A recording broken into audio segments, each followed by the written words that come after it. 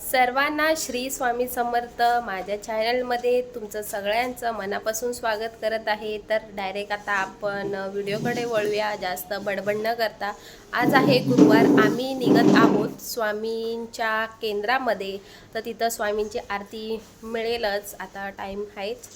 तर स्वामींची आरती, स्वामींचं दर्शन देखील तुम्हाला मी दाखवेल.